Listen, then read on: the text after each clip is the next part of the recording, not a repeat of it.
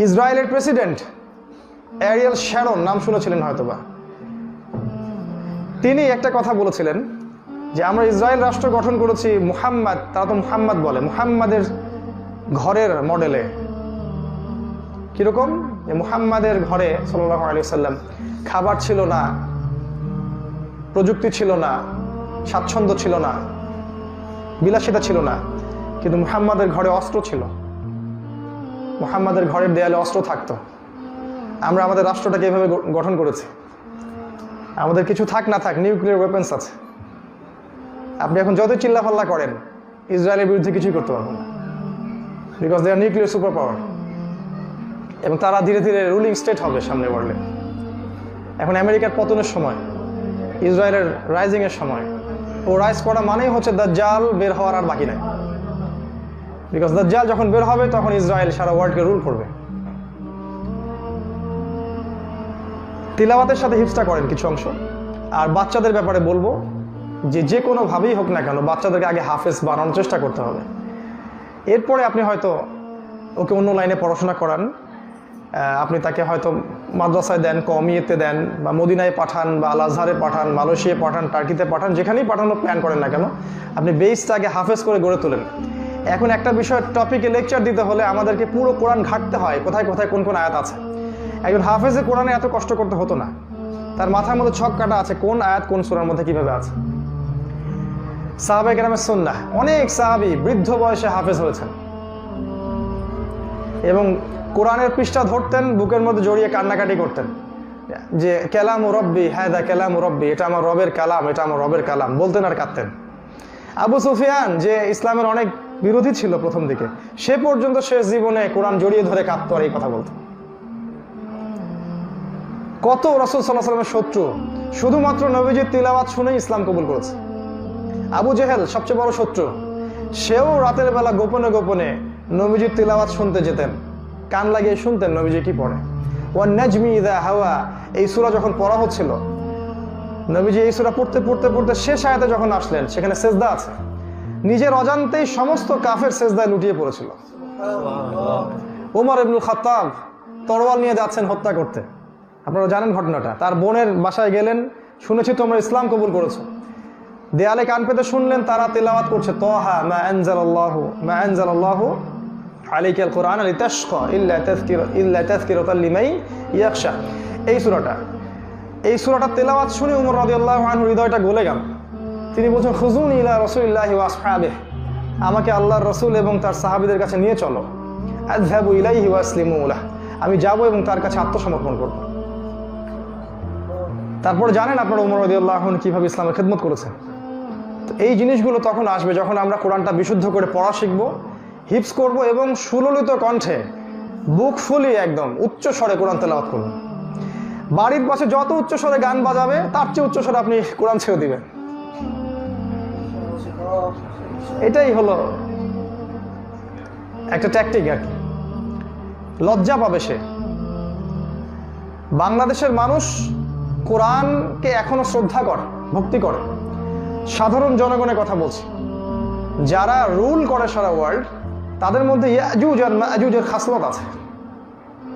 খাসলত আমি বলিনি, ওরাই তারা, স্বভাব, ফাংশন। কিভাবে? সূরা কাহফে দেখবেন জনগণ বলছে, ইয়া যুলকারনাইন, হে যুলকারনাইন, ইন্না ইয়াজুজ ওয়া মাজুজ মুফসিদুনা ফিল আরদ, নিশ্চয়ই ইয়াজুজ এবং মাজুজ জমিনে ফাসাদ সৃষ্টি করে বেড়াচ্ছে। ফাহাল নাজআলু লাকা খরজান, আমরা কি আপনাকে কোনো ট্যাক্স দিব যে আপনি ওদের মাঝখানে এবং আমাদের মাঝখানে দেওয়াল নির্মাণ করে দিবেন? ইয়াজুজ আর মাজুজের দোষটা কি? মুফসিদুনা ফিল আরদ, পৃথিবীতে ফাসাদ সৃষ্টি করে বেড়াচ্ছে। আপনি দেখবেন যত ফাসাদ ওয়ার্ল্ডের, এই ফাসাদগুলো কিন্তু সেন্টার থেকে আসতেছে আর কি। তো ফাংশন ওদের মধ্যে পাওয়া যায়, খাসলত। ও একটা খাসলত আমাদের মধ্যেও আছে, এটা কি বলবো? একটা খাসলত আমার মধ্যেও আছে, আপনাদের মধ্যেও হয়তো আছে। আমি চেষ্টা করছি খুব যে এখান থেকে বের হয়ে আসার জন্য। এই জ্ঞানটা আমার কাছে আগে ছিল না। সেটা হলো ইয়াজুজ আর মাজুজের দ্বিতীয় দল যখন বের হবে, হাদিসটা আপনারা জানেন, তারা বলবে যে প্রথম দল তো সব পানি খেয়ে শেষ করে ফেলেছে, তাই না? ঈসা আলাইহিস সালামের সময়। তার মানে তারা পানি প্রচুর হারে শেষ করে ফেলবে এবং এটা হচ্ছে অপচয়। তার মানে তারা ওয়ার্ল্ডের ওয়াটারগুলো সাক করে ফেলবে, শেষ করে ফেলবে। একটা বিষয় বলে দেই, ওই সি অফ গ্যালিলি বা তাবারিয়া হ্রদ কিন্তু অলরেডি ড্রাইড আপ। গুগলে যান, শুকিয়ে গেছে। এই পানি কোথায় গেল?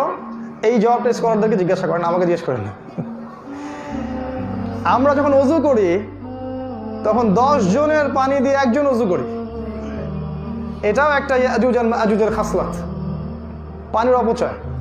আর আমাদের আধুনিক সভ্যতার এই যে বাথরুমগুলা, যেগুলো আমরা অভ্যস্ত আর কি, এগুলো আমাদেরকে পানি অপচয় করতে শেখায়। আপনি যদি জানতেন পুরো ঢাকা শহরে একদিনে কত গ্যালন পানি অপচয় হয়, এই পানিগুলোর হিসাব আল্লাহর কাছে দিতে হবে। কিয়ামত একটা সাইন হচ্ছে, পানির স্তর নিচে নেমে যাবে। দ্যাট ইজ ওয়াই আপনাদের ঢাকার পানির লেয়ার কিন্তু নিচে নেমে যাচ্ছে। সূরা মুলকের শেষ আয়াতটা পড়ে দেখেন, কুল আরাআইতুম ইন আসবাহা মাউকুম গাওরা, তোমরা কি ভেবে দেখেছো যদি কোনোদিন সকালে উঠে দেখো যে পানির স্তর নাই, নিচে নেমে গেছে, ফামা ইয়াতিকুম বিমাইন মাইন, কোন সেই সত্তা আছে যে তোমাদেরকে পানি আবার এনে দেখাবে? কেউ নাই। তো আমাদের কারণে আমরা সাফার করব, আমরা পানি অপচয় করছি। এটা ইয়াজুজ আর মাজুজের খাসলাত। তো তিলাওয়াতটার কথা অনেক লম্বা বলে ফেললাম। দ্বিতীয় পয়েন্টে আসছে, হিফজের পরে অর্থ বুঝতে হবে। এই জায়গায় আমি একটু কথা বলি, আপনাদেরকে বলিনি অনেকদিন অনেক কিছু। অর্থ বোঝার কিছু সহজ টেকনিক বলে দিচ্ছি। আপনাদের ঢাকা একটা সেন্টার আছে, সেন্টারটার নাম হচ্ছে একাডেমি অফ কোরআন স্টাডিজ। এটা মেবি বাড়িধারায়। আমি তাদের অফিসে ইনশাল্লাহ আগামী পরশুদিন যেতে পারি, দাওয়াত আছে। এই সেন্টারটা যেটা করেছে যে ইন্ডিয়াতে একটা ইনস্টিটিউশন আছে, আল কোরআন একাডেমি বা understandquranacademy.com, অনলাইনে পাবেন। সেখানে একজন ওস্তাদ আছেন, ডক্টর আব্দুল আজিজ আব্দুর রহিম, যিনি পিস টিভিতে কোরআন শেখানোর উপর একটা দার্স দিতেন উর্দুটাতে, পিস টিভি উর্দুতে। এবং তিনি তার সারা জীবনের যে টিচিং অভিজ্ঞতা, এটাকে কাজে লাগিয়ে এত চমৎকার একটা কোর্স বের করেছেন। আমি কিন্তু তার সাথে কখনো দেখা করি নাই, আমি অনলাইনে দেখেছি। এত চমৎকার একটা কোর্স বের করেছেন যেটা দিয়ে আপনি 3 থেকে 6 মাস, হাইয়েস্ট 6 মাস, এই 6 মাসের মধ্যে আপনি কোরআনের 100% অর্থ বুঝতে পারবেন ইনশাআল্লাহ। কোরআনকে ভেঙে চুরে এখানকার ইসেমগুলো, নাউন্সগুলো, ফেলগুলো, ক্রিয়াগুলা, হরফগুলো, এগুলো আলাদা করে একটা চার্ট করে বইটই বের করে হুলস্থুল কাণ্ড করেছে। এবং ভিডিওস, প্রতিটা ক্লাসের ভিডিওস ওখানে দিয়ে দিয়েছে। ইভেন বইটা কালেক্ট করে, বইয়ের সেটটা কালেক্ট করে আপনি যদি বাসায় ভিডিওসগুলো দেখেন, আপনি নিজেও খুব সহজে কোরআনের অর্থ বুঝতে পারবেন। অ্যাটলিস্ট 70-80% আপনি এমনি বুঝতে পারবেন। এর পাশাপাশি আমরা যারা মাদ্রাসায় পড়েছি, এই জ্ঞানটাকে যদি একসাথে করি তাহলে দেখব যে কোরআনে মোট 114টা সূরা আছে। এই 114টা সূরার মধ্যে আপনি দেখবেন যে একটা হাফিজে কোরআনের মধ্যে এই 114টা সূরাকে 600টা পৃষ্ঠায় ভাগ করা আছে। এভাবে প্রতি 20 পৃষ্ঠায় একটা করে পারা শেষ হচ্ছে। মজার ব্যাপার হচ্ছে যে প্রতিটা পৃষ্ঠায় আপনি দেখবেন যে 15টা করে লাইন থাকে, এবং প্রতিটা লাইনের মধ্যে দেখবেন গড়ে দেখবেন 9টা করে শব্দ পাবেন। এই হিসাবে এক পৃষ্ঠায় শব্দ থাকে 135টা কোরআনের, গড়ে এভারেজ। এখন 135কে যদি আপনি 600 দিয়ে গুণ করেন তাহলে দেখবেন কোরআনের টোটাল ওয়ার্ডস আছে অ্যাপ্রক্সিমেটলি 78,000, 78,000 বা 77,800 এরকম আর কি। এতগুলো শব্দ আছে। আরও মজার ব্যাপার হচ্ছে এই শব্দগুলোকে 3 ভাগে আপনি ভাগ করতে পারবেন। একগুলো ইসেম বা নাউন্স, যেমন জিবরিল, আল্লাহ, মুহাম্মদ, ইব্রাহিম, ইসমাইল, সব ইসেম নাউন্স। এগুলো তো মুখস্থ করা ছাড়া কোনো অপশন নাই, এগুলো তো কোনো গ্রামার নাই। একগুলো হচ্ছে ফেল বা ক্রিয়া, আর একগুলো হচ্ছে হরফ, প্রিপোজিশন, ইন্টারজেকশন, কনজাংশন, এগুলো মিলে আর কি। এই যে ফেলটা হচ্ছে মেইন, কোরআনের মেইন জিনিসটা ফেল। আর এই ফেল বা ভার্বসগুলা মাত্র 225টা থেকে 250টা ক্রিয়া যদি আপনি শেখেন, জানেন, এবং অ্যারাবিকে ট্রান্সফরমেশন বলে একটা কথা আছে যে একটা শব্দ থেকে প্রায় আপনি 55টা শব্দ তৈরি করতে পারবেন একটা শব্দ থেকে।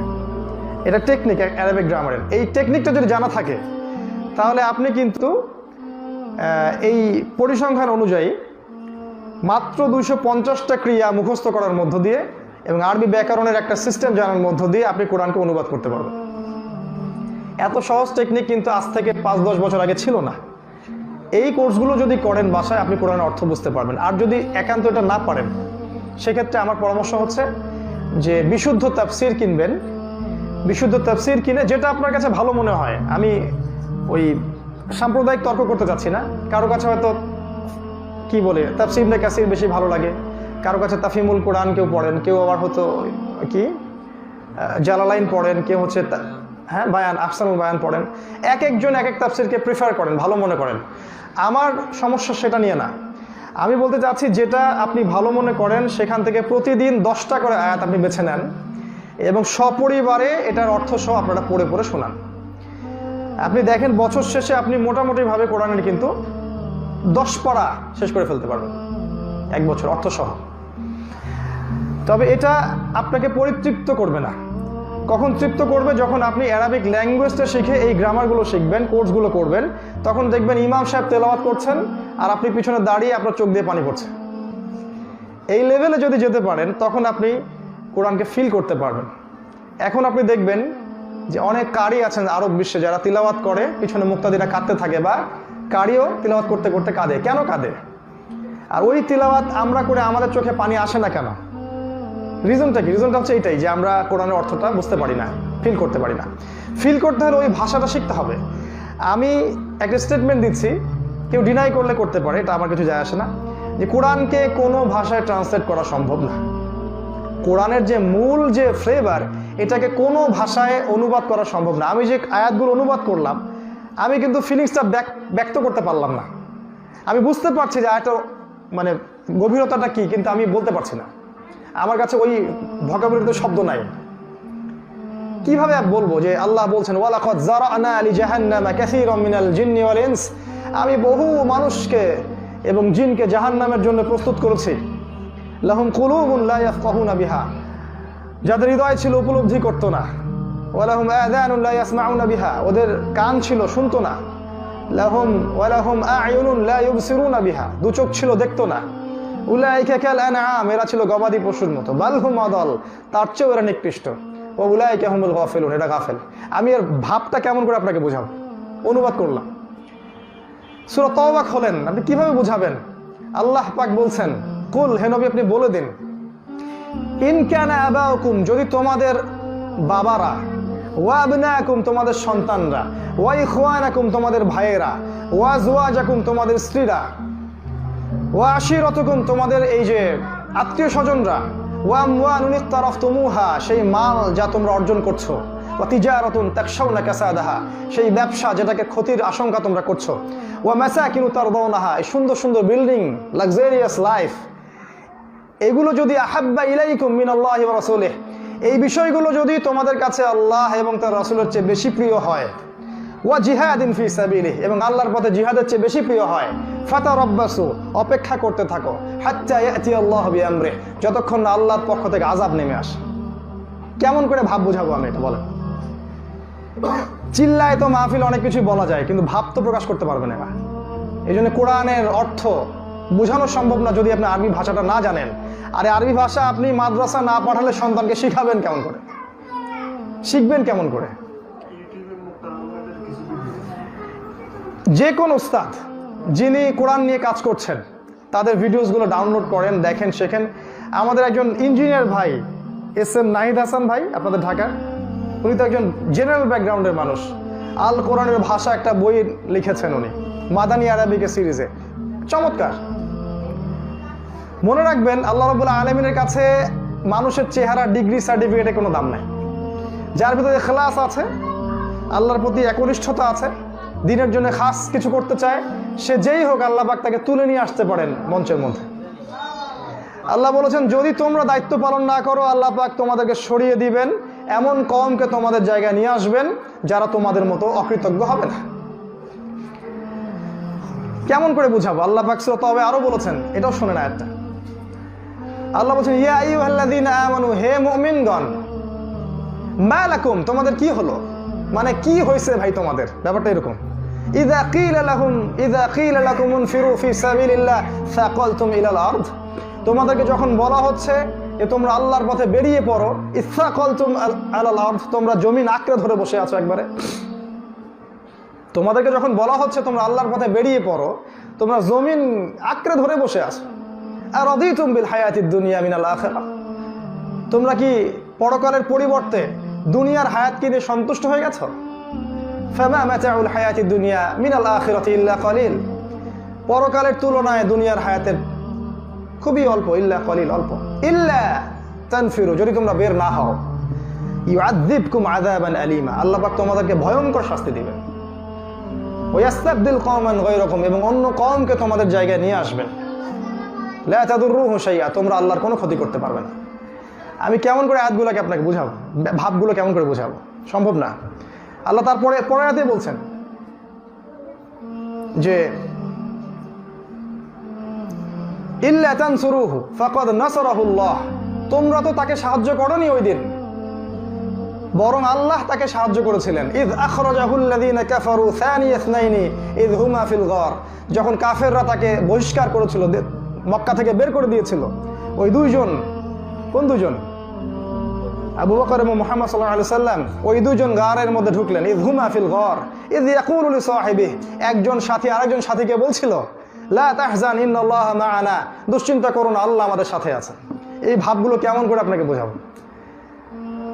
কত আয়াত কোরআনে আছে। আল্লাহ পাক আমাদেরকে বলছেন ওয়ালা তাহিনু ওয়ালা তাহজানু, তোমরা হীনবল হয়ো না, দুশ্চিন্তাগ্রস্ত হয়ো না। ওয়া আনতুমুল আ'লাউনা, তোমরা বিজয়ী হবে, তোমরা বিজয়ী হবে। আল্লাহু মা'আকুম, আল্লাহ তোমাদের সাথে আছেন। ওয়ালা ইয়াতিরাকুম আমালাকুম, আল্লাহ পাক তোমাদের আমল ধ্বংস করে দিবেন না। এই যে কনফিডেন্স বুস্ট আপ কেমন করে আপনার কাছে পৌঁছাবো, এটা আপনাকে বুঝতে হবে আরবি শিখে। আয়াতগুলো কাম মিন ফিআতিন কলিলা, আল্লাহ বলছেন কত ছোট ছোট দল ছিল পৃথিবীতে, গালাবাত ফিআতান কাসীরা, বড় বড় দলের উপর বিজয়ী হয়েছিল বিইজনিল্লাহ, আল্লাহর ইচ্ছায়। এগুলো বোঝানো সম্ভব না। অতএব আল্লাহর কালামকে বুঝতে হলে আপনাকে ভাষাটা শিখতে হবে, আর ভাষা শিখতে হলে অবশ্যই মাদ্রাসার সাথে সম্পৃক্ততা থাকতে হবে এবং কোর্সগুলো করতে হবে, বাচ্চাদেরকে এখানে পাঠাতে হবে। আমরা অনেকে মনে করি কিছু কিছু আয়াতের অর্থ পড়েই, হাদিসের অর্থ পড়েই যে আমরা অনেক জেনে ফেলছি, এবং স্কলারদের ভুল ধরা শুরু করি। একটা লেকচার শুনি 1 ঘন্টার, বলি হ্যাঁ লেকচারটা খুব ভালো ছিল, বাট এই জায়গাটাতে ভুল বলছে এখন, মানে পণ্ডিত ভাব আর কি। আপনারা জানেন না যে তাদেরকে কত স্ট্রাগল করে, কষ্ট করে করে এতদূর পড়াশোনা করতে হয়েছে। বাড়ি ত্যাগ করে, খাওয়া দাওয়ার কষ্ট সহ্য করেছেন, ফ্লোরিং করে ঘুমাইছেন, বাথরুমের সমস্যা ছিল, ব্যাপক সমস্যা। এরপরে তার এত বড় জায়গায় গিয়েছেন। উচিত হচ্ছে আমাদের সবর করা, আত্মঅহংকারী না হওয়া, এবং আলেম ওলামাদের সোহবতে থেকে কোরআনের তিলাওয়াত শিখুন, আরবি ভাষাটা শেখেন, গ্রামারগুলো শেখেন, দেন আপনি কোরআনের ফ্লেভারটা পাবেন। হাদিস সম্পূর্ণ আলাদা একটা শাস্ত্র। হাদিসের শাস্ত্রটা খুবই জটিল, কিন্তু কোরআনকে আল্লাহ পাক বলেছেন ওয়ালাকাদ ইয়াসসারনাল কোরআন লিযিকরি ফাহাল মিন মুদ্দাকির, আমি আল কোরআনকে বোঝার জন্য একদম সহজ করে দিয়েছি। ফাহাল মিন মুদ্দাকির, কেউ কি আছো উপদেশ গ্রহণ করবে? এই জায়গায় যখন আপনি আসবেন, কোরআনের অর্থগুলো বুঝতে পারছেন, আপনার মর্যাদা বলছি। আল্লাহ পাক বলছেন তার রাসূলের মাধ্যমে যে কিয়ামতের মাঠে এই মানুষগুলো আল্লাযীনা ইয়াকরাউনাল কোরআন, যারা কোরআন পড়ে, ওয়া হুয়া মাহিরুন বিহ, এবং কোরআনের উপর দক্ষতা অর্জন করে, মা সাফারাতিল কিরামিন বারারা, আল্লাহ রাসূল বলছেন তারা সম্মানিত ফেরেশতাদের সাথে হাসর করবে। আরো বলেছেন আল্লাহ রাব্বুল আলামিন যে এই মানুষগুলোকে আল্লাহ রাব্বুল আলামিন তার পক্ষ থেকে খাস একটা পোশাক পরিধান করাবেন, তার পিতামাতাকে নূরের তাজ দিবেন, এবং সুপারিশ করতে পারবে এই মানুষরা এমন কিছু মানুষের জন্য যেই মানুষদের উপরে অলরেডি জাহান্নামের ফয়সালা হয়ে গিয়েছিল। তো কোরআনওয়ালা এদেরকে বলা হয় আহলুল কোরআন। আল্লাহ বলেছেন আহলুল কোরআন আহলুল্লাহ, যারা কোরআনওয়ালা এরা আল্লাহর পরিবারের অংশ। অর্থ বুঝতে হবে ভাই, এটাই হচ্ছে আমার নাসিহা। আরেকটা বিষয় হচ্ছে আদেশ মানতে হবে। তো শর্ট করে শেষ করছি। আদেশটা মানতে হলে আপনাকে তো অর্থ আগে বুঝতে হবে। আদেশ আমরা মানবো ঠিক আছে, আমাদের ধারাটা কেমন হবে? ধারাটা হবে এমন, প্রথমে আপনাকে ফরজ ওয়াজিবগুলোর উপর ফোকাস বেশি করতে হবে। ফরজ ওয়াজিবের ত্রুটি থেকে যদি আমি সুন্নত মুস্তাহাব নিয়ে বেশি মারামারি কাটাকাটি করি, এটা আসলে প্রকৃত মুসলিমের কাজ নয়। একজন ভাইকে দেখলেই তাকে দাড়ির জন্য কটাক্ষ করেন না, তাকে আগে সলাতের দিকে ডাকেন, তাকে 5 ওয়াক্ত সলাত, তাকে মসজিদে নামাজ পড়তে বলেন, ইনশাআল্লাহ যখন কোরআন তার ভিতরে ঢুকবে আপনাকে বলতে হবে না, সে অটোমেটিক দাড়ি ছেড়ে দিবে ইনশাআল্লাহ।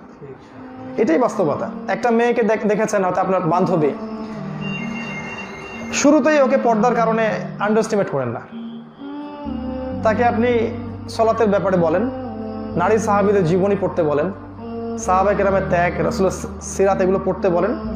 রাসূলুল্লাহ সাল্লাল্লাহু আলাইহি ওয়াসাল্লামের সিরাহ যদি কেউ মন থেকে পড়তে পারে, তার চোখ দিয়ে দরদর করে পানি পড়তে থাকবে এবং রাসূল সাল্লাল্লাহু আলাইহি ওয়াসাল্লামের প্রতি একটা ঐশ্বরিক ভালোবাসা সৃষ্টি হবে। তখন তার মনে হবে যে নবীজি যা করেছেন আমি তাই করব, নবীজি যা ছাড়তে বলেছেন ছেড়ে দিব। তখন যদি জালেম শাসক ওকে স্টিম রোলার চালায়, দেখবেন ও দাড়ি কাটছে না, ও হিজাব পর্দা খুলবে না। এটা হবে, আগে ফোকাস করতে হবে ফরজ ওয়াজিব, এরপরে আপনি সুন্নাহ মুস্তাহাবের জিনিসগুলোকে আস্তে আস্তে তুলে ধরেন। আমরা কোন কোন আদেশগুলো বেশি মানব?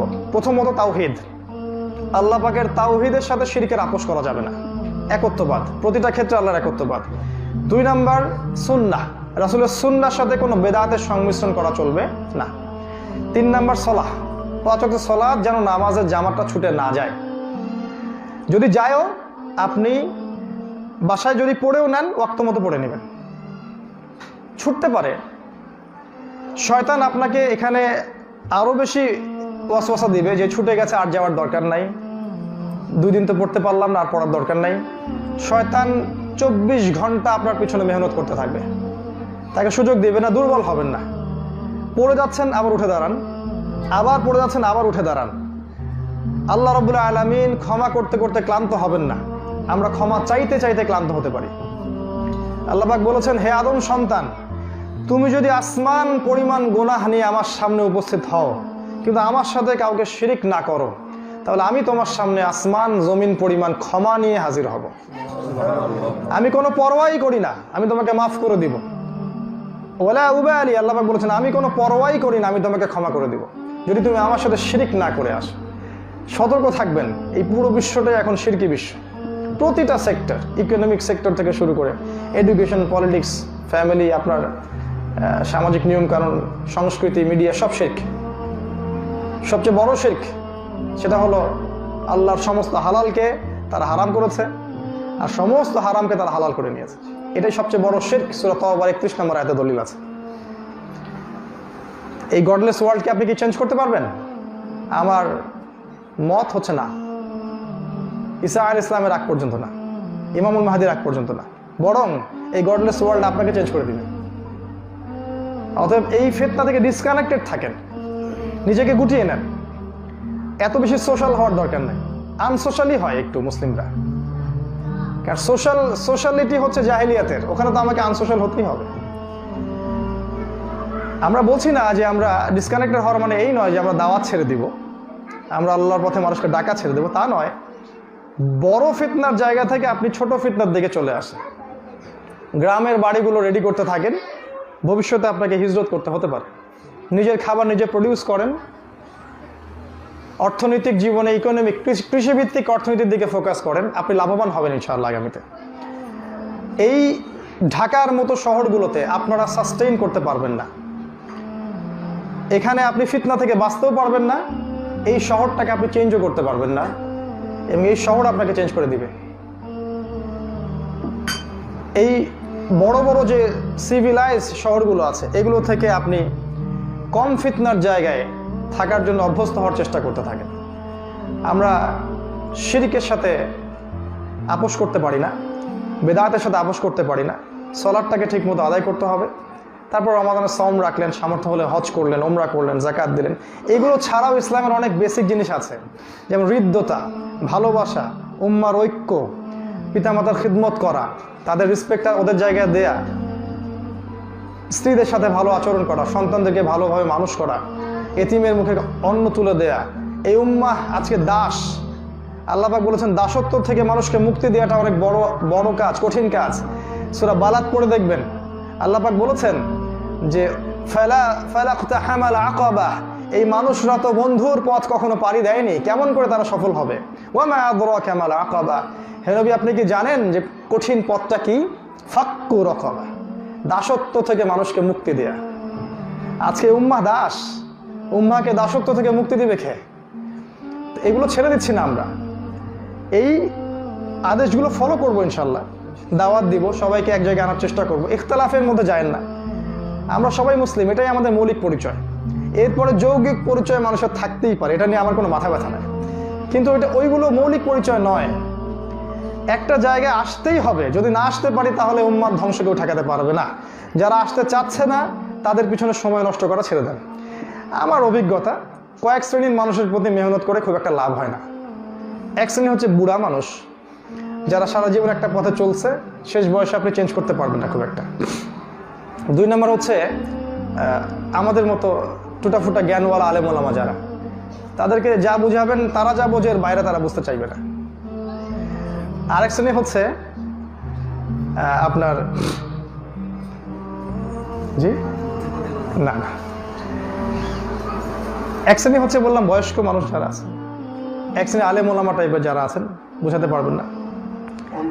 আরও এক শ্রেণী মানুষ আছে যাদেরকে আপনি হেদায়েত বাণী খুব একটা শোনাতে পারবেন না আর কি, শোনালেও কাজ হবে না, যাদেরকে আমরা এথিস্ট বলি আর কি, যারা ধরে নিয়েছে যে এই মহাবিশ্বের কোনো স্রষ্টা নাই। আপনি ওদের পিছনে সময় নষ্ট করতে থাকবেন, কিন্তু আসলে কাজের কাজ খুব একটা হবে না। হ্যাঁ, ইল্লা মাশাআল্লাহ, আল্লাহ পাক চাইলে কিছু মানুষকে হেদায়েত করতে পারেন, সেটা আল্লাহর হাতে। তো আমাকে বুঝতে হবে কোন শ্রেণীর মানুষের প্রতি মেহনত করলে বেশি ফলাফল আসবে। আমার উত্তর হচ্ছে যুবক শ্রেণী এবং যুবতী শ্রেণী, এবং যারা 40 ঊর্ধ্ব প্রজ্ঞাবান তাদের প্রতি। এবং সবচেয়ে বেশি মেহনত করা দরকার আমাদের সন্তানদের প্রতি, কারণ ওদের মাথাটা পুরাই ক্লিয়ার, ফ্রেশ, যা দিবেন তাই ঢুকবে। ওকে এখন নাচের স্কুলে ভর্তি করে দেন, নাচ শিখবে, মডেল হবে। গানের স্কুলে দেন, মমতাজের মতো গান গিয়ে বেড়াবে। আপনি বাই দ্য ওয়ে, সে তো এখন এমপি।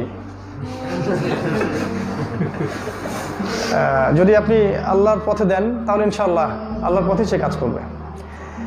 আদেশ মানার সাথে সাথে আমাদের 4 নম্বর একটা কাজ করতে হবে, সেটা হলো নিষেধ থেকে দূরে থাকা। আমি এটা খুব জোর দিয়ে বলি কারণে যে আমার অভিজ্ঞতা থেকে আমি দেখেছি, এবং এটাই সামাজিক একটা প্রেক্ষাপট, যে মানুষ আদেশ অনেক মানতে চায় কিন্তু নিষেধ বর্জন করতে চায় না। অনেকে অনেক আদেশ মানতে চায়, 5 ওয়াক্ত নামাজ পড়ে কিন্তু সুদ ছাড়তে পারে না, রোজা রাখে ঘুষ ছাড়তে পারে না, মাশাআল্লাহ তাহাজ্জুদ পড়ছে রাতের বেলা, মেয়েদিকে বেপর্দা হয়ে গ্রুপ স্টাডি করে বেড়াচ্ছে আর কি, সুবহানাল্লাহ। এদিকে মায়ের গায়ে হিজাব, মেয়ে বেপর্দা। আমরা রাস্তাঘাটে দেখি যে মায়েরা হিজাব পরে ঘুরছেন, মেয়ে জিন্স পরে ঘুরছেন এবং গেঞ্জি পরে ঘুরছেন। আপনার বিবেকটা কি মাটির তলে দাফন হয়ে গেছে? কে আপনার দিকে তাকায়? আমরা তো আপনার মেয়ের দিকে তাকাই, বাস্তবতা কি তাই নয়? তাহলে এই যে চিন্তার, আল্লাহ রসুল কি বলেছেন, ইয়ারফাউল ইলম ওয়া ইয়াকসুরুল জাহাল, কিয়ামতের আগে আগে জ্ঞান উঠে যাবে, অজ্ঞতা বর্ষণ হবে। তিনি বলেছেন যে নারী পুরুষের পোশাক পরবে, পুরুষ নারীর পোশাক পরবে। ঢাকায় এটা ব্যাখ্যা করার কোনো দরকার নাই। তারপর একটা বিষয় বলছি, এখানে শুধু পোশাক বলতে বাইরের পোশাক না, সমাজের functional role. Women will play the functional role of men in society. সমাজের যে জায়গায় ছেলেদের থাকার কথা, ওইখানে মেয়েরা চলে আসবে, এবং যখন ওরা এই জায়গায় চলে আসবে তখন ওদের নারীত্বটা হারাবে, সন্তান জন্ম দেওয়ার ক্ষমতাটাও হারাবে আস্তে আস্তে, জিনা বাড়বে, ধর্ষণ বাড়বে, পারিবারিক মূল্যবোধ কমে যাবে, আপনার ডিভোর্সগুলো বাড়তে থাকবে, শুকরিয়া, সামাজিক কাঠামো কলাপস করবে। এবং এটাই ছিল জায়নিস্টদের একটা বড় প্ল্যান, এটাতে ওটা সফল হয়েছে। আর আমরা অপ্রতিরোধ্য গতিতে এগিয়ে চলছি। হ্যাঁ, অবশ্যই এগিয়ে যাচ্ছি, বাট জাহান্নামের দিকে। আরও বলেছেন নবী সাল্লাল্লাহু আলাইহি ওয়াসাল্লাম যে এক শ্রেণীর নারী বের হবে যাদের পোশাক, নিসাউন কাসিয়াতুন আরিয়াত, যারা পোশাক পরে ঘুরবে কিন্তু তারপরে তারা নগ্ন থাকবে। মুইলাতুন মামিলাত, তারা মানুষকে আকৃষ্ট করবে, নিজেরাও অন্যদের দিকে আকৃষ্ট হবে। তারা জান্নাতে যাবে না, তারা জান্নাতের গন্ধও কখনো পাবে না। আমি শেষ অংশে গিয়ে মহিলাদের সম্পর্কে 2টা কথা বলবো ইনশাআল্লাহ। তার আগে এটা শেষ করে নেই যে আমরা অনেকেই যেটা করি, আদেশ মানি কিন্তু নিষেধটা বর্জন করতে চাই না। তাহাজ্জুদ পড়ছি, মেয়েরা বেপর্দা ঘুরছে, আমি এদিকে মাশাআল্লাহ জিকির আজকার সবই করছি, হজ উমরা করছি, বছর বছর হজ উমরা করছি, আল্লাহ বিরোধী আইনও করছি, শাসনও করছি, চালাচ্ছি। আমি দেখা যাচ্ছে যে মাশাআল্লাহ দাড়ি টুপি সব আছে, কিন্তু সরকারের ত্রাণগুলো লুটপাট করে খাচ্ছি, অনুদানগুলো লুটপাট করে খাচ্ছি। 1 কোটি টাকার বাজেট, জনগণ পাচ্ছে 1000 টাকা, বাকি টাকা গায়েব মাঝখান থেকেই। আমরা এগুলো দেখছি, টেবিলের তল দিয়ে টাকা নিচ্ছি, করাপশন। আমাদের দেশের প্রধান সমস্যা কি? করাপশন। যারা করছে সবাই মুসলিম। আমরা প্রবলেমসটা আমার কাছে মনে হয় এটা, যে তারা কোরআনের কিছু অংশ মানে ঠিকই, তারা নামাজ পড়ে, তারা রোজা রাখে, তারা হজ উমরা করে, সবই করে। ভোটের সিজন আসলে দাড়ি টুপি লাগিয়ে আপনার সামনে চলে আসবে, আমাকে ভোটটা দিয়েন, তাহলেই হবে, আর কিছু দরকার নেই। এবং সে বলবে যে ইন্না মাআকুম, আমরা তোমাদের সাথেই আছি। সূরা বাকারা আল্লাহ বলেছেন ওয়াইদা লাকুল্লাযিনা আমানু ক্বালু, হ্যাঁ, তারা যখন মুমিনদের সাথে সাক্ষাৎ করে তখন বলে যে আমরা তোমাদের সাথে আছি। ওয়াইদা খালাউ ইলা শায়াতিনহিম, যখন তারা আবার ওদের শয়তানদের সাথে মিলিত হয় তখন বলে যে ইন্না মাআকুম, আমরা তোমাদের সাথে আছি। ইন্নামা নাহনু মুস্তাহজিউন, আমরা ওদের সাথে ঠাট্টা করে আসলাম। চরিত্র। ওদেরকে যখন বলা হয় লা তুফসিদু ফিল আরদ, জমিনে ফাসাদ সৃষ্টি করো না, ক্বালু ইন্নামা নাহনু মুসলিহুন, আমরা ইসলাহকারী, সংশোধনকারী। কিসের ফাসাদ? এগুলোই তো উন্নতি, অগ্রগতি, প্রগতি। তো তারা আদেশ মানে কিছু, নিষেধ বর্জন করে না। আমাদের দায়িত্ব সেটা হবে, আমরা আদেশ মানবো ইনশাআল্লাহ, নিষেধটাও বর্জন করব। নিষেধ বর্জনের মধ্যে প্রথমটা হচ্ছে শিরক ছাড়তে হবে, বেদাত ছাড়তে হবে, কুফরি ছাড়তে হবে, যুবকদের যেটা মৌলিক সমস্যা জিনা ছাড়তে হবে, গান বাজনা বাদ্যযন্ত্র ছাড়তে হবে, মাদক দ্রব্য ছাড়তে হবে, হারাম রিলেশনশিপ ছাড়তে হবে। আপনি যখন আল্লাহকে ভালোবাসবেন, তার রাসূলকে ভালোবাসবেন, অন্য কোনো ভালোবাসা আপনার কাছে কিছুই মনে হবে না। বিশ্বাস করেন, সাহাবায়ে কেরামের ঘরেও আমার মতো অনেক ছোট ছোট বাচ্চারা ছিল, ওদের চেহারার দিকে তাকিয়েই তারা জিহাদে বের হয়ে যেতেন। তাদের কি পরিবার ছিল না? তাদের স্ত্রী সন্তান ছিল না? আমরা যদি আল্লাহ এবং তার রাসূলকে ভালোবাসতে পারি তাহলে নিষেধ ছাড়তে আমাদের কষ্ট হবে না ইনশাআল্লাহ। মনে রাখবেন, নিষেধ ছাড়াটাই সবচেয়ে কঠিন।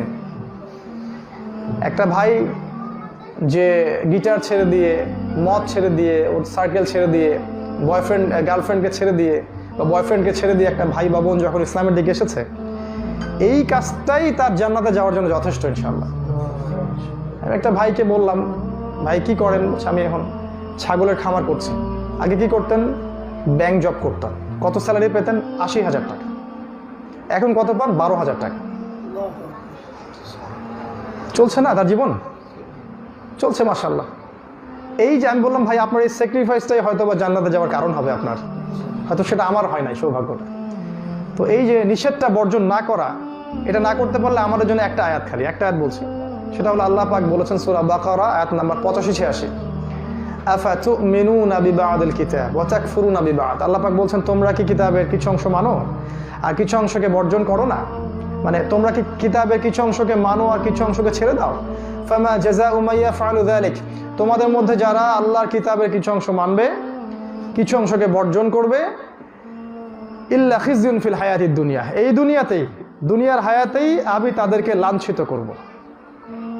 ওয়া ইয়াউমাল কিয়ামা ইউরাদ্দুনা ইলা আশাদ্দিল আযাব, কিয়ামতের মাঠে আমি ওদেরকে সবচেয়ে যন্ত্রণাদায়ক শাস্তি দিব।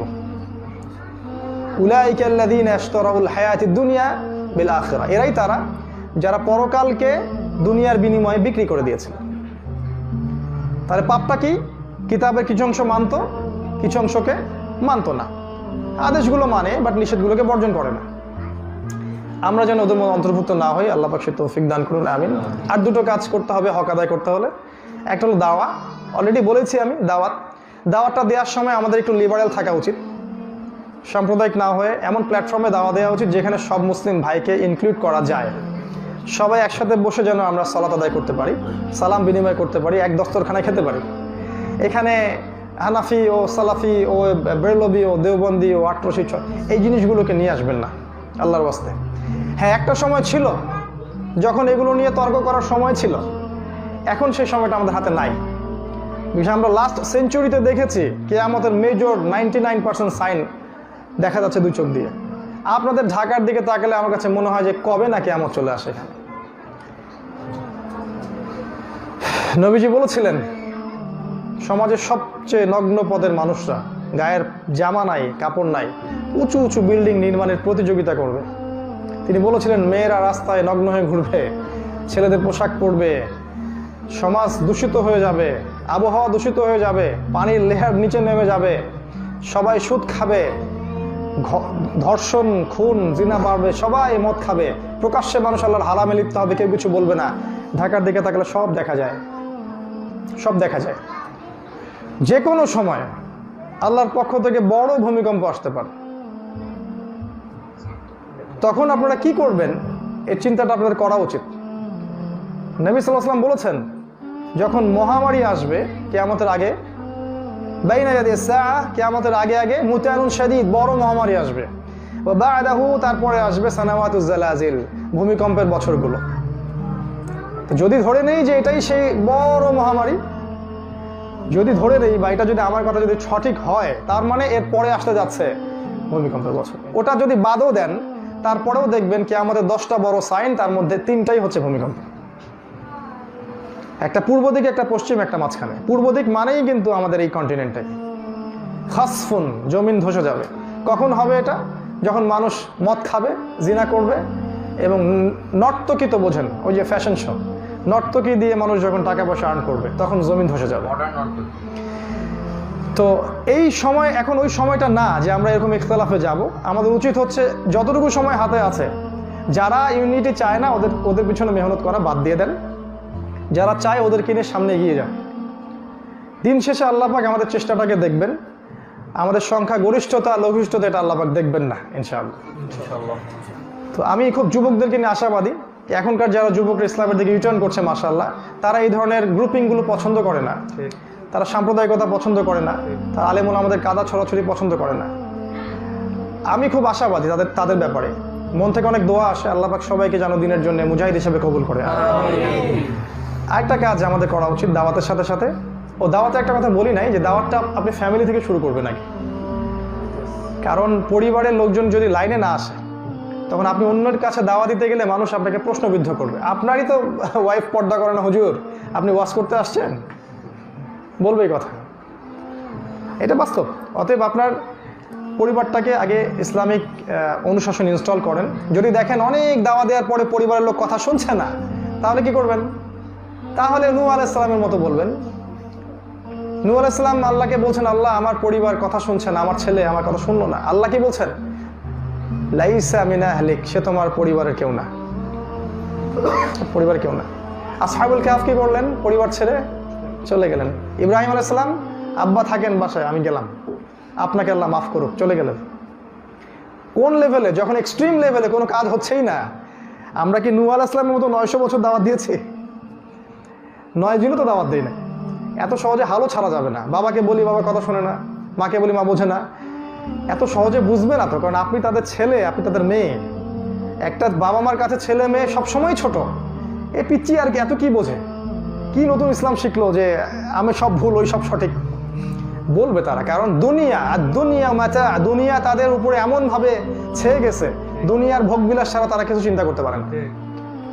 ছেলে জন্ম নিবে, স্কুল কলেজ বিশ্ববিদ্যালয় চাকরি ব্যবসা প্রতিষ্ঠিত হবে, বিয়ে করবে, ঘর সংসার করবে, দ্যাটস অল, ফিনিশ।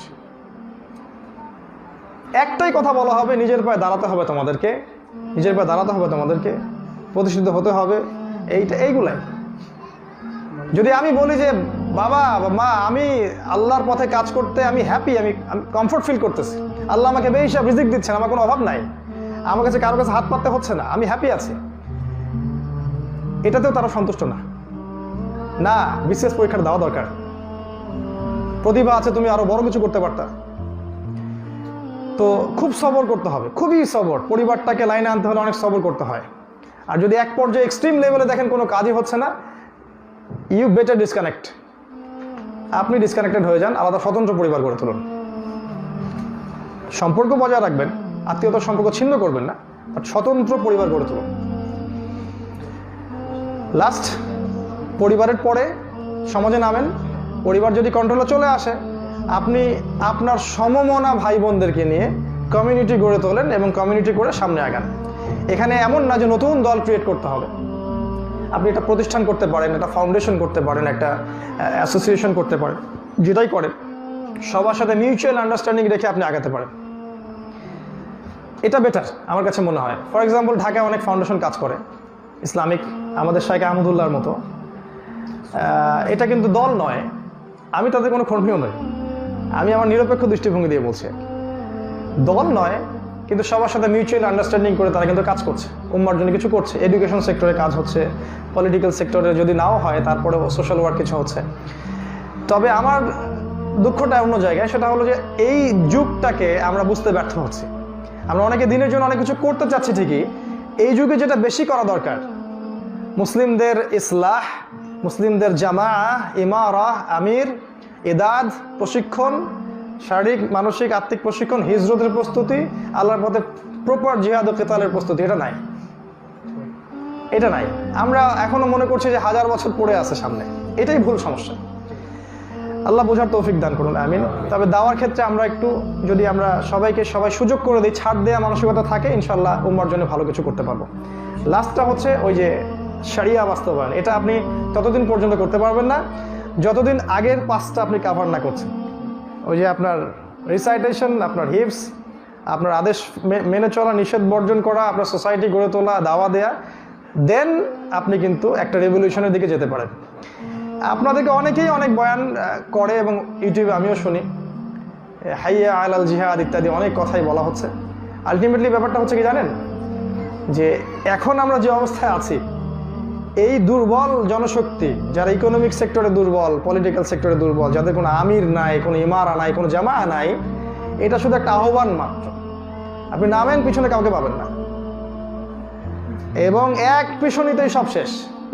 একটা ডলা দিয়ে উপর থেকে দেখবেন সব যে যার মতো চলে গেছে, কাউকে পাচ্ছেন না খুঁজে। এইভাবে হয় না। অনেক সুদী এনজিও বাংলাদেশে দেখিয়ে দিয়েছে কেমন করে সারা দেশব্যাপী চেইন নেটওয়ার্ক তৈরি করতে হয়। প্রত্যন্ত গ্রামে যাবেন, আমাদের উত্তরবঙ্গে প্রত্যন্ত গ্রামে গিয়ে দেখবেন সেখানে 4-5টা এনজিও কাজ করছে। এমন কোনো গ্রাম, ইউনিয়ন নাই যেখানে সুদটাকে তারা ছড়িয়ে দেয় না।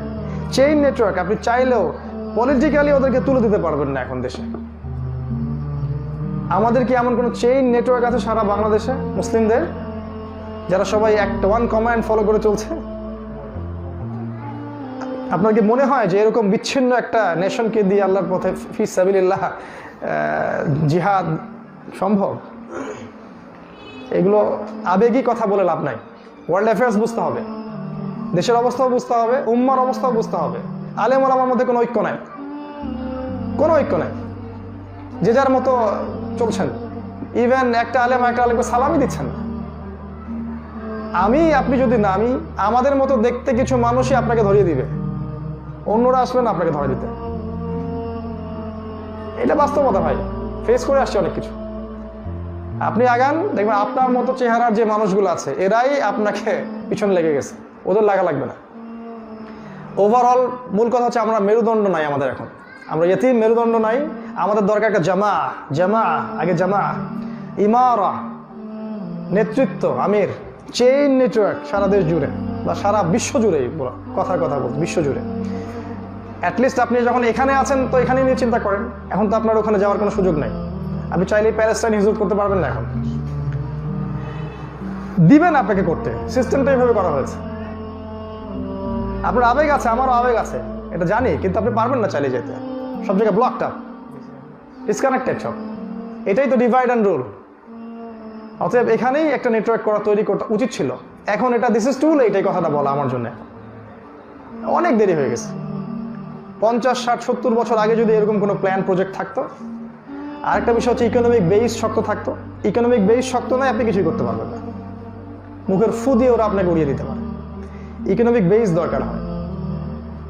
আমরা কয়জন ফাইন্ড আউট করতে পারছি যে আমাদের ইকোনমিক বেসগুলো কেন দুর্বল?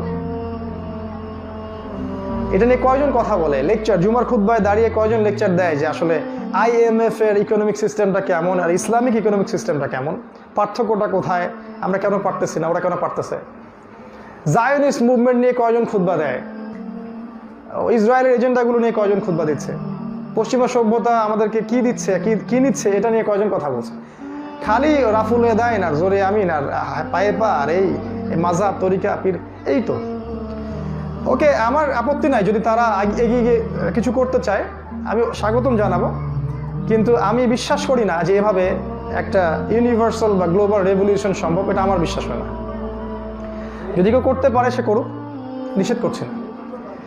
তবে আপনাদের জন্য একটা সুসংবাদ দিয়ে শেষ করছি, সেটা হচ্ছে আল্লাহ রাসূল সাল্লাল্লাহু আলাইহি ওয়াসাল্লাম বলেছেন, এই সাবকন্টিনেন্টের একটা জায়গার কথা তিনি বলেছেন, সেটা হলো খোরাসান। তিনি বলেছেন যে ব্ল্যাক ফ্ল্যাগস, কালো পতাকাগুলো ওখান থেকে বের হবে, যখন শেষ জামানার বড় মালহামাটা হতে থাকবে, শেষের দিকে আমার উম্মতের একটা দল সর্বদাই হকের উপর প্রতিষ্ঠিত থাকবে এবং যুদ্ধ করতে থাকবে, শেষ পর্যন্ত সেখান থেকে একটা ব্ল্যাক ফ্ল্যাগস বের হবে।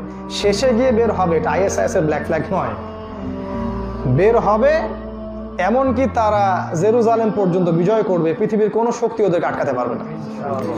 এটা আপনাদের কন্টিনেন্টেই আছে, সাবকন্টিনেন্টে আছে। আমরা অতদিন বেঁচে থাকবো কিনা আমরা জানি না, এবং ওই মালহামা আমাদের দেখার সুযোগ হবে কিনা আমরা সেটাও জানি না। তারপরের বিশ্বটা কেমন হবে আমরা জানি না, অনুমান করতে পারি, আল্লাহ ভালো জানেন, কিন্তু বিজয় আমাদের হবে এটা নিশ্চিত। এই সময়টুকুতে যদি আমরা আপোষের মধ্যে এই কাজগুলো করতে পারি, কোরআন কেন্দ্রিক সোসাইটি করতে পারি, ইউনিটি আনতে পারি, নিজের ইসলাহ সংশোধন ইদায়াত এগুলো করতে পারি, দাওয়া দিতে থাকতে পারি, এবং একটা দেশব্যাপী একটা নেটওয়ার্ক আমরা করতে পারি, কোরআনিক সোসাইটি, আশা করা যায় আমরা অ্যাটলিস্ট কিছু করতে পারি আর না পারি আমাদের প্রজন্মগুলোকে মানুষ করে যেতে পারবো। আমরা নিজেরা আল্লাহর কাছে ইস্তেগফার করতে পারবো, সুন্নাহ মতো চলতে পারবো, নিজেদের পাপগুলো মাফ করে নিতে পারবো ইনশাআল্লাহ। আল্লাহ চান তো এই পথে হয়তো আপনার শাহাদা হবে, অথবা আপনি গাজী হবেন, অথবা যদি আমাদেরকে একদম টিকতেই না দেয়, টুটি চিপে ধরে, আমরা বলবো ঠিক আছে, আমরা ছোট্ট একটা কমিউনিটি নিয়ে থাকবো অনেক প্রত্যন্ত কোনো গ্রামে, তোমাদের এই ফিতনার মধ্যে থাকবো না। ওখানেও কি তোমরা আমাকে গিয়ে আক্রমণ করবা? সেই মনেও ওখানেও গিয়ে বলবা যে কেন আমরা এখানে একসাথে আছি?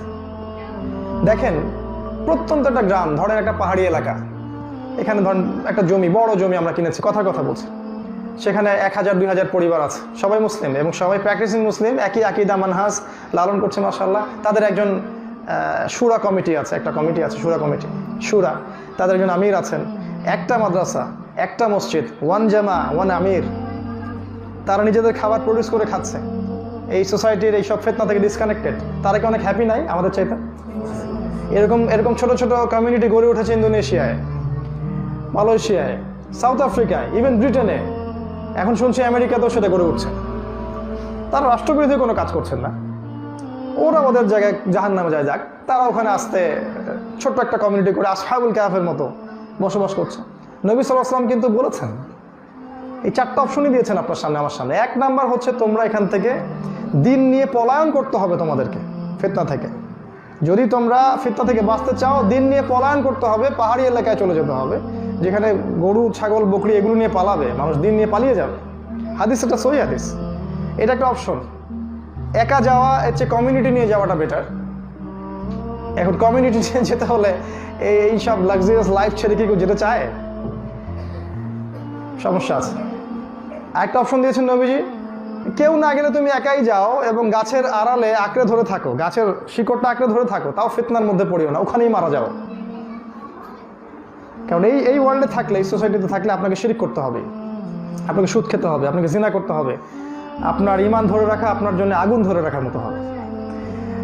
3 নম্বর অপশন দিয়েছেন যে জিহাদের রশি ধরে রাখো, মানে আপনার এই সোসাইটির মধ্যেও আপনার জান, মাল, সময়, শ্রম ব্যয় করে আপনাকে আল্লাহর পথে কাজ করে যেতে হবে, যেটা আমরা বেছে নিয়েছি। এটাকে আমরা মনে করছি এটা মন্দের ভালো একটা অপশন, এটা মন্দের ভালো অপশন, কারণ এটাই চূড়ান্ত ভালো না। আরেকটা অপশন হচ্ছে 4 নাম্বার, যে তোমরা এই যে কুফফার সভ্যতা, এদের সাথে মিশে যেতে পারো, এটা একটা অপশন। এই অপশনটা যদি আমরা নেই, তাহলে পরকালে আমাদের বাঁচার কোনো পথ থাকছে না। আল্লাহ রাব্বুল আলামিন আমাদেরকে আজকে কোরআনের অধিকার বা মৌলিক হকগুলো সম্পর্কে যে কথাগুলো বললাম, আল্লাহ পাক বড় তৌফিক দান করলেন। কোরআন পড়া, কোরআনিক সোসাইটি গড়ে তোলা, কোরআনের অর্থ বোঝা, আদেশগুলো মানা এবং নিষেধ বর্জন করার মধ্য দিয়ে এর দাওয়াটা ছড়িয়ে দেয়া এবং একটা স্ট্রং কমিউনিটি গড়ে তোলা, আগামী দিনগুলো যা আসতে যাচ্ছে এর জন্য প্রস্তুতি গ্রহণ করা, ফিজিক্যালি, মেন্টালি, ইমানের দিক থেকে, পারিবারিক দিক থেকে এই বিষয়গুলোকে বোঝার, উপলব্ধি করার এবং এগুলো স্টাডি করে আরও বেশি গবেষণামূলক কিছু করার তৌফিক আল্লাহ পাক আমাদেরকে দান করুন, আমিন। আমি শেষ করার আগে শুধু মহিলাদের জন্য 2টা কথা বলতে চাই।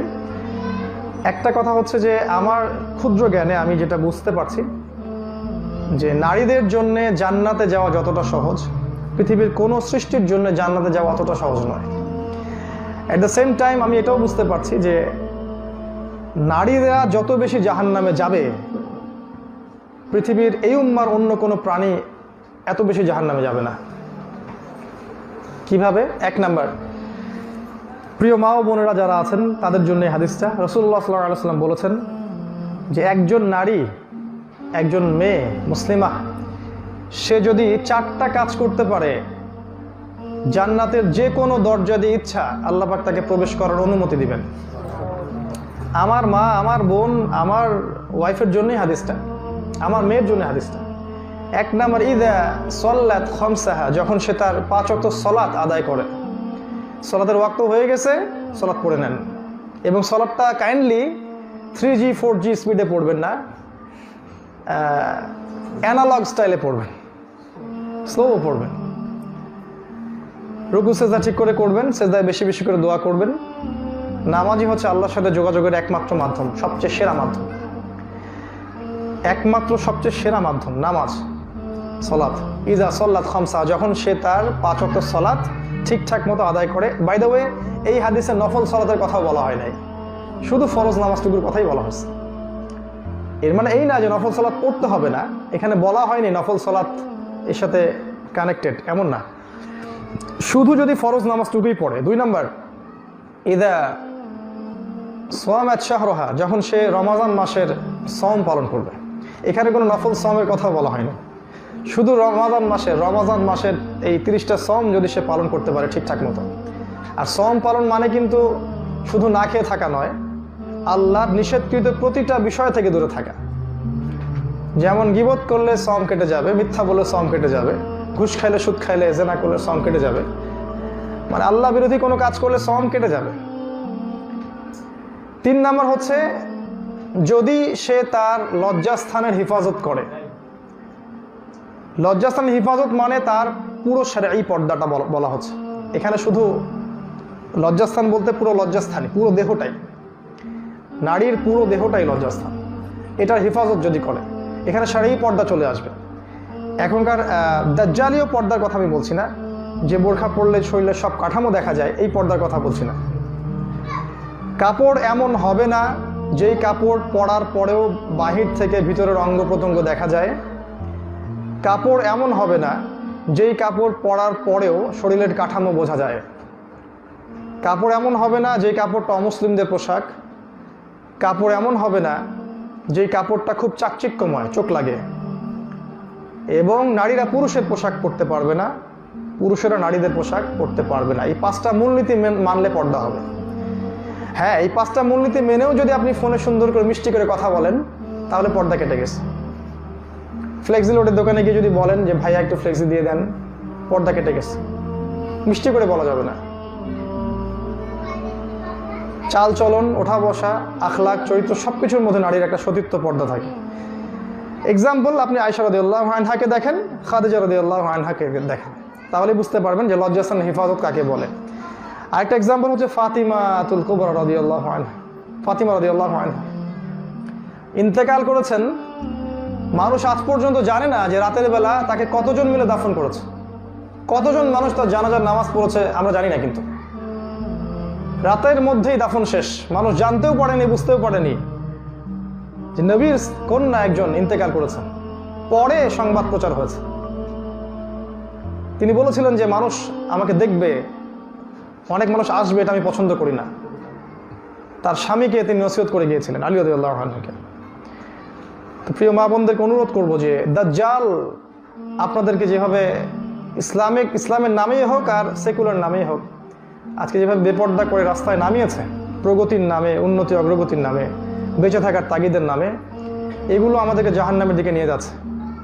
3 নাম্বার কাজটা ছিল এটা। 4 নাম্বার হচ্ছে যদি সে স্বামীর আনুগত্য করে। স্বামীর আনুগত্য প্রত্যেকটা ভালো কাজে, খারাপ কাজে না। স্বামী যদি বলে যে সাজুগুজু করে আসো, বাইরে ঘুরে আস, এই কাজে স্বামীর আনুগত্য নাই। স্বামী যদি বলে আমার দেবরকে খাবারটা দিয়ে আস, এটাতে স্বামীর আনুগত্য নাই। প্রত্যেক ভালো কাজে স্বামীর আনুগত্য। 4টা কাজ নবী সাল্লাল্লাহু আলাইহি ওয়াসাল্লাম বলেছেন। কোনো মা, কোনো বোন, কোনো স্ত্রী বা কোনো মেয়ে যদি এই 4টা কাজ করতে পারে, জান্নাতের যে কোনো দরজা দিয়ে ইচ্ছা আল্লাহ পাক তাকে ঢোকার ইখতিয়ার দিবেন ইনশাআল্লাহ। 5 ওয়াক্ত সালাত, রমাদান মাসের সওম, লজ্জাস্থানের হেফাজত এবং স্বামীর আনুগত্য। এই হলো নারীদের জন্য জান্নাতে যাওয়া সবচেয়ে সহজ। কঠিন কেন? মেরাজের রাতে রাসূল সাল্লাল্লাহু আলাইহি ওয়াসাল্লাম দেখে এসেছেন জাহান্নামের সবচেয়ে বেশি সংখ্যক অধিবাসী হচ্ছে নারী। তার মানে এই উম্মতের সবচেয়ে বেশি সংখ্যক অধিবাসী জাহান্নামে যাবে তারা নারী। এটা আগের উম্মতের জন্য নয়। এর অর্থ হচ্ছে এই যে এই উম্মতের মধ্যে এমন কিছু একটা হবে যার ফলে মেয়েরা আর তাদের পর্দা, তাদের সালাত, তাদের সওম, তাদের আনুগত্য, স্বামীর আনুগত্য এগুলো ধরে রাখতে পারবে না। ধরে রাখতে পারলে তারা জান্নাতে যেত। এই উম্মতের মধ্যে এমন কিছু একটা হবে মেয়েদের সাথে যার ফলে তারা 5 ওয়াক্ত সালাত আর পড়তে পারবে না ঠিকমতো, রমজান মাসে সওম রাখতে পারবে না, তারা পর্দা ঠিকমতো করতে চাইবে না বা করবে না, এবং স্বামীর আনুগত্যও তারা করবে না। সেটা কি? আমাদের ব্যাখ্যা সেটা হচ্ছে ফ্যামিনিস্ট রেভলিউশন। বর্তমান যুগের এই ফ্যামিনিস্ট রেভলিউশন নারীদেরকে আর এই 4টা কাজ করতে দিচ্ছে না। তার পর্দা কেড়ে নিয়েছে, তার স্বামীর আনুগত্য কেড়ে নিয়েছে, তার সালাত এবং সওমও কেড়ে নিয়েছে। তা আমরা সতর্ক করব, নারীদের জন্য জান্নাতে যাওয়া যেমন সহজ, জাহান্নামে যাওয়াও কিন্তু খুব সহজ। নবী সাল্লাল্লাহু আলাইহি ওয়াসাল্লাম যখন এই কথাটা বললেন, সাহাবীরা জিজ্ঞাসা করলেন কেন তারা এত বেশি জাহান্নামে যাবে। নবীজি বললেন কয়েকটা কারণ। 1 নাম্বার হচ্ছে তারা অভিশাপ দিয়ে থাকে, তারা বেশি থেকে বেশি লানত করে, অভিশাপ দেয়। 2 নাম্বার তারা বদদোয়া করে থাকে। 3 নাম্বার তারা স্বামীর আনুগত্য করে না, স্বামীর সাথে কুফরি করে। স্বামী যদি সারা জীবন ভালোবাসে, একদিন ঝগড়া লাগলে সে বলে কোনোদিনও তোমার কাছ থেকে ভালোবাসা পেলাম না। আপনার গার্লফ্রেন্ডও বলে হয়তো এই কথাটা। 4 নাম্বার তারা এমন কাপড় পরে চলাফেরা করে সমাজে যেগুলো পরার পরেও তাদের শরীরের কাঠামো বোঝা যায়। নবীজি বলেছেন এই 4 শ্রেণীর ভুলের কারণেই তারা বেশি বেশি জাহান্নামে যাবে। আরেকটা কথা বলে শেষ করে দিচ্ছি, সেটা হলো রাসূল সাল্লাল্লাহু আলাইহি ওয়াসাল্লাম মেরাজ থেকে আসার সময় একটা ঘ্রাণ পাচ্ছিলেন, সুঘ্রাণ। তিনি জিবরাইল আলাইহিস সালামকে জিজ্ঞাসা করলেন এই ঘ্রাণ কোথা থেকে আসছে। তিনি বললেন এই ঘ্রাণটা হচ্ছে ফেরাউনের স্ত্রী আসিয়ার জান্নাতের ঘরের ঘ্রাণ। ফেরাউন এই পৃথিবীর সবচাইতে জালেম শাসক, সবচেয়ে বদ মানুষ, খারাপ মানুষ, কাফের। তার ঘরে থেকে যদি একজন মেয়ে, একজন নারী সে জান্নাতি হতে পারে, তাহলে আমাদের মা বোনদের জন্য কোনো এক্সকিউজ থাকে না। এক্সকিউজের দরজাটা এখানে ক্লোজ হয়ে যায়। এই জন্য আমরা আল্লাহর কাছে দোয়া করবো এবং মা বোনদেরকে অনুরোধও করবো যে আমরা যেন প্রত্যেকেই রাসূলুল্লাহ সাল্লাল্লাহু আলাইহি ওয়াসাল্লামের আনুগত্য করি, আল্লাহর আনুগত্য করি। নবীজি যে 4টা কাজ করতে বলেছেন, এই 4টা কাজ করে হাসতে হাসতে জান্নাতে চলে যাই। আল্লাহ পাক সে তৌফিক আমাদেরকে দান করুন। প্রত্যেকটা পরিবারের পিতাকে হতে হবে ইব্রাহিমের মতো, সন্তানগুলো হবে ইসমাইলের মতো, মাগুলো হবে হাজরা আলাইহিস সালামের মতো। তখন গিয়ে আপনি একটা ইসমাইলি প্রজন্ম খুঁজে পাবেন, যেই বংশে সর্বশেষ নবী মুহাম্মদ সাল্লাল্লাহু আলাইহি ওয়াসাল্লামের জন্ম হয়েছে। পরিশেষে এই মাদ্রাসার উদ্যোগে যে প্রোগ্রামটা হলো, আমরা আসতে পেরে আল্লাহ শুকরিয়া আদায় করছি। যারা এসেছেন তাদের সবাইকে আল্লাহ পাক যেন দুনিয়া আখিরাতে কল্যাণ, খায়ের, বারাকা দান করেন দোয়া করছি। এবং যারা অ্যারেঞ্জ করেছেন তাদের এই কষ্টকে আল্লাহ পাক পরকালে নাজাতের মাধ্যম করুন, এই দোয়া করছি। আর এই মাদ্রাসায় আমি যতটুকু জানি এটা একটা হিফজ মাদ্রাসা। আপনাদের যারা গার্ডিয়ান আছেন তাদের প্রতি আমাদের অনুরোধ থাকবে যে বাচ্চাকে যেহেতু মাদ্রাসা দিয়েছেন, মাদ্রাসা কর্তৃপক্ষের আন্তরিকতার কোনো ত্রুটি আছে বলে আমার জানা নাই, আপনারা সবরের সাথে তাদেরকে এখানে রাখুন। মাদ্রাসা কর্তৃপক্ষকে এবং শিক্ষক শিক্ষিকাদেরকে সহযোগিতা করুন। আশা করা যায় তারা আপনাদের বাচ্চাদেরকে খাঁটি আলেম এবং হাফেজে পরিণত করবেন ইনশাআল্লাহ তাআলা। এবং এই বাচ্চাগুলোই আগামী দিনগুলোতে ইনশাআল্লাহ আমাদের উম্মাহকে নেতৃত্ব দিবে। এই বাচ্চাগুলো ইনশাআল্লাহ আমাদের পরকালে জান্নাতে যাওয়ার ওসিলা হতে পারে। আল্লাহ রাসূল সাল্লাল্লাহু আলাইহি ওয়াসাল্লাম বলেছেন মানুষ মারা গেলে মাত্র 3টা আমল চালু থাকে, বাকি সব বন্ধ হয়ে যায়। একটা হলো সদকায়ে জারিয়া। এই প্রতিটা বাচ্চা আমাদের জন্য সদকায়ে জারিয়া হতে পারে, এই প্রতিষ্ঠানগুলো সদকায়ে জারিয়া হতে পারে। একটা হচ্ছে নেক সন্তান। এই প্রত্যেকটা বাচ্চা যদি নেক সন্তান হয় ইনশাআল্লাহ কবরে শুয়ে শুয়ে আপনি নেকি পাবেন ইনশাআল্লাহ। আর 3 নাম্বার হচ্ছে এমন জ্ঞান যে জ্ঞান দিয়ে মানুষ উপকৃত হয়, নিঃসন্দেহে সেটা কোরআন এবং সুন্নাহর জ্ঞান। আমরা অভিভাবকদেরকে অনুরোধ করব যে আপনারা আপনাদের বাচ্চাদেরকে বাসায় ভালো প্যারেন্টিং দিন, ভালো খাবার খাওয়ান, ভালো রুটিনে বড় করুন, মাদ্রাসার সাথে সংশ্লিষ্টতা রাখুন ইনশাআল্লাহ তাআলা। আল্লাহ চান তো তারা আলেমে কোরআন হবে, আলেমে হাফেজ হবে, কোরআনের কথা বার্তাগুলো মানুষের কাছে ছড়িয়ে দিবে। এবং আগামী দিনগুলোতে ইনশাআল্লাহ তারা এই উম্মার জন্য কিছু করবে, খেদমতময় কাজ করবে, যার প্রতিফল আমরা ইনশাআল্লাহ পরকালের জীবনে পাবো। আল্লাহ পাক আমাদের সবাইকে এই তৌফিক দান করুন, আল্লাহুম্মা আমিন। আমরা আল্লাহর কাছে দোয়া করছি, আপনারা সবাই এই দোয়ায় শরীক হতে পারেন। আল্লাহ রাব্বুল আলামিন আমাদের প্রত্যেককে পবিত্র কোরআন এবং সুন্নাহ অনুযায়ী জীবনযাপন করার তৌফিক এনায়েত করুন, আল্লাহুম্মা আমিন। আল্লাহ পাক আমাদের সবার জীবনের গুনাহ খাতাগুলোকে মাফ করে দিন, আল্লাহুম্মা আমিন। এবং বেশি থেকে বেশি কোরআন পড়ার, অর্থ বোঝার এবং আদেশ নিষেধ মেনে চলার তৌফিক এনায়েত করুন, আমিন। যুবক ভাইদেরকে আল্লাহ রাব্বুল আলামিন হেদায়েত করুন এবং ইসলামের দিকে, ইসলামের জন্য কাজ করার তৌফিক আল্লাহ পাক দান করুন, আমিন। যারা রিজিকের সমস্যায় ভুগছি, আল্লাহ পাক সবার রিজিকের সচ্ছলতা দান করুন। যারা বৈবাহিক সমস্যায় ভুগছি, সবাইকে আল্লাহ পাক বিবাহ করার তৌফিক দান করুন এবং আমাদের পরিবারগুলোকে আল্লাহ পাক জান্নাতের টুকরায় পরিণত করুন, আল্লাহুম্মা আমিন। আগামী দিনগুলোর জন্য আমরা যেন প্রস্তুতি গ্রহণ করতে পারি এবং উম্মার জন্য কিছু খেদমত করে যেতে পারি, আল্লাহ পাক সবাইকে তৌফিক দান করুন, কবুল করুন, আমিন। সুবহানাকা আল্লাহুম্মা বিহামদিক, আশহাদু আল্লা ইলাহা ইল্লা আনতা, আস্তাগফিরুকা ওয়া আতুবু ইলাইক। আসসালামু আলাইকুম ওয়া রাহমাতুল্লাহি ওয়া বারাকাতুহু।